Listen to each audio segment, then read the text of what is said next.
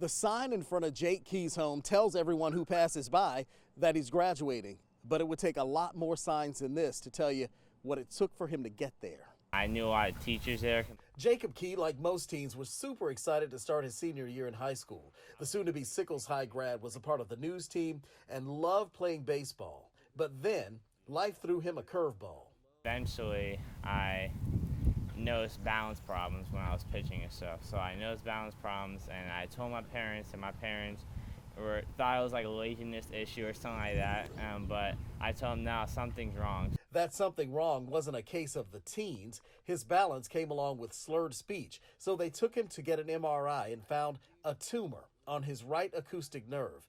And now, instead of preparing for things like prom, he had to prepare for surgery. I got a 17, so the doctors were shocked. They'd never seen it in a kid this age before, and especially the size that it was. So I was not really focused on like how serious it was, because I knew that it's going to get fixed. After surgery, Jake had to learn some simple things all over again, like how to walk, and now how to use his left hand. He's also deaf in his right ear.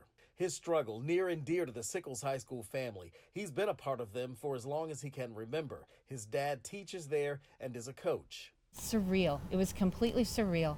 I'm like, that's not really there, and that's not really happening to us. Jake's surgeries were a success, and he was even able to throw out a pitch for a Sickles game.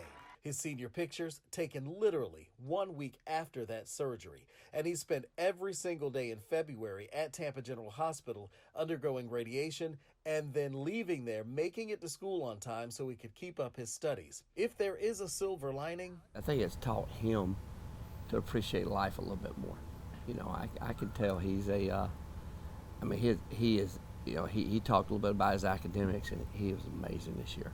Academics that will take him to the University of Alabama to study communications.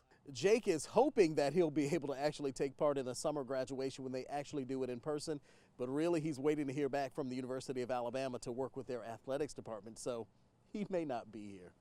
In Tampa, Rod Carter, 8 on your side.